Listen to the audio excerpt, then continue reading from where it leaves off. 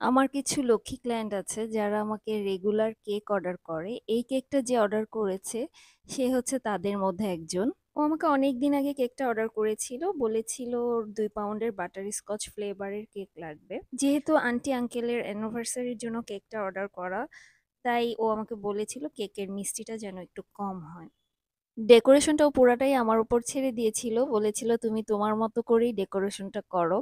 সত্যি কথা বলতে কি, যখন কেউ আমার উপরে এইভাবে ছেড়ে দেয় তখন আমার টেনশনটা আরো বেশি কাজ করে যে কি টাইপের ডেকোরেশন করব। আর বাটার স্কচ ফ্লেভারের কেকগুলো নর্মাল ডিজাইনই হয়, কিন্তু যেহেতু এটা অ্যানিভার্সারির জন্য করা, আমি একটু ডেকোরেশন করে দিব। আমি যে ডেকোরেশনটা করতে চাচ্ছিলাম, আমার একটু টেনশন হচ্ছিল যে ওর পছন্দ হয় কিনা। ও আবার নিজেও বলেছিল যে আমাকেও দেখাতে হবে না, আমার কাছেও সেটা সারপ্রাইজ থাকুক, তুমি তোমার ইচ্ছা মতো ডেকোরেশনটা করো। 103 নাম্বার নজল দিয়ে আমি এই ফুলের ডেকোরেশনটা করছি। এই ফুলটার নাম আমি জানি না, আপনারা কেউ যদি জানেন আমাকে অবশ্যই কমেন্ট করে জানাবেন। মাঝখানটা ফাঁকা রাখার একটা কারণ আছে, এটা একদম ভিডিওর শেষে দেখতে পাবেন। কিছু কলির মতো বানিয়েছিলাম এবং ফুলের মাঝখানে কিছু রেণুও দিয়েছিলাম, সাইডে পাতা দিয়েছিলাম যেন দেখতে ভালো লাগে। এবার মাঝখানে আমি একটা পার্লের মালার মতো বানিয়েছি যেটা বসবে মাঝে। এই তো আমার কেকের ডেকোরেশনটা শেষ হয়ে গিয়েছে। কেমন লাগলো আমার এই কেকের ডেকোরেশনটা অবশ্যই কমেন্ট করে জানাবেন। কি বানাচ্ছি বলেন তো? দেখে নিশ্চয়ই বুঝতে পেরেছেন। অনেকেরই খুব পছন্দের। এই জিনিসটা না খেলে একদমই চলে না। ভাত না খেলেও হয়, বাট এই জিনিসটা না খেলে একদিনও চলবে না। থিমটা ছিল এমন যে কিছু সিগারেট থাকবে, একটা লাইটার থাকবে এবং একটা সিগারেটের প্যাকেট থাকবে। খুব সহজ, আমার বানাতে বেশি সময় লাগেনি। আর হ্যাঁ, একটা বার্ন নোট থাকবে, যেটা মনের কথাগুলো সেই নোটে থাকবে। মনে হচ্ছে সিগারেটের আগুনে নোটটার চারপাশ পুড়ে গিয়েছে। আমার কাছে এই বার্ন নোটটা খুব পছন্দ হয়েছে, ভালো লেগেছে করতে। রিসেন্টলি আমার একটা কেক ডেকোরেশনের ভিডিও আপনারা সবাই বেশ পছন্দ করেছেন, আমাকে কমেন্ট করে জানিয়েছেন। আমার খুবই ভালো লেগেছে, আপনাদেরকে অসংখ্য ধন্যবাদ। আসলে আপনাদের প্রতিটা কমেন্ট এবং লাইক আমার কাছে খুবই গুরুত্বপূর্ণ।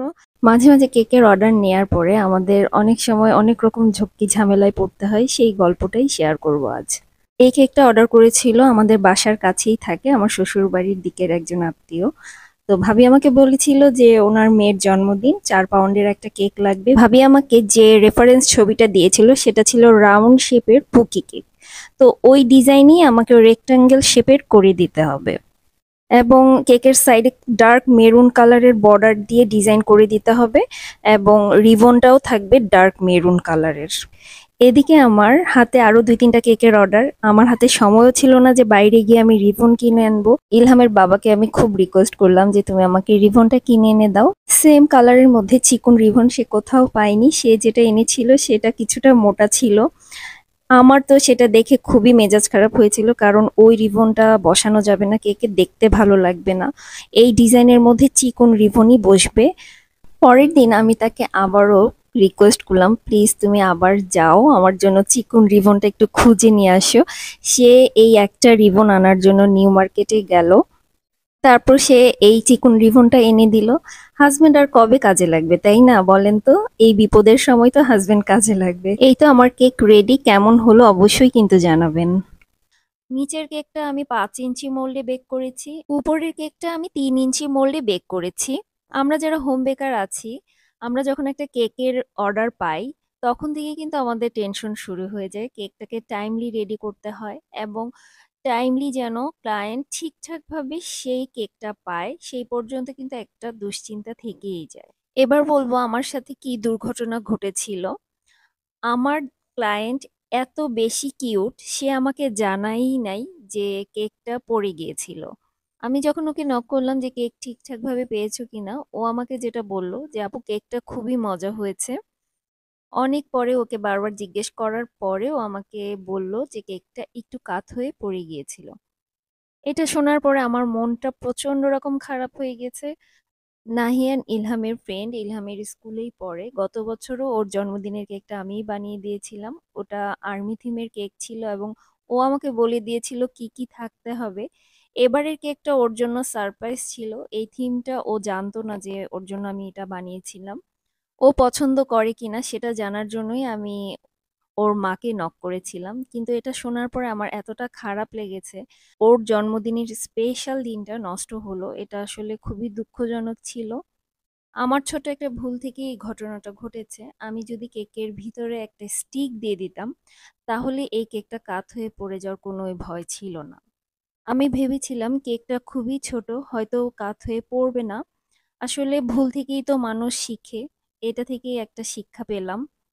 এই ভুলটা ক্ষমার অযোগ্য ছিল। আমি নিজেকেই মাফ করতে পারছি না।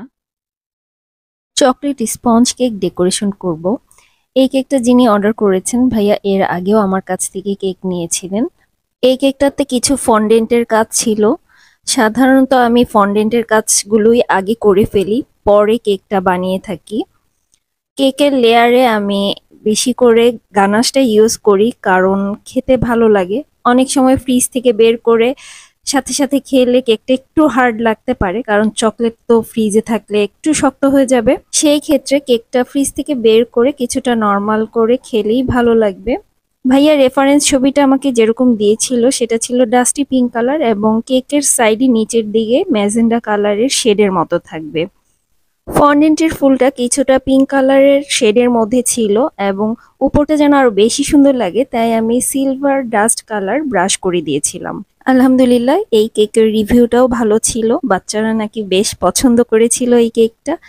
এই তো কেক এখন রেডি, আমি ফুলগুলোকে এখন অ্যাসেম্বল করে দিব। আমাকে অর্ডার দেওয়ার প্রসেস হচ্ছে, যদি ফন্ডেন্টের কাজ থাকে অবশ্যই ৪-৫ দিন আগে কেক অর্ডার করতে হবে এবং নর্মাল ডিজাইন হলে তাও ২-৩ দিন আগে আমাকে কনফার্ম করতে হবে। অনেক সময় আগের থেকে আমার অর্ডার থাকে, যেটা হুট করে অর্ডার আসলে আমি সেই ক্ষেত্রে অনেক সময়ই আমি অর্ডারটা নেই না।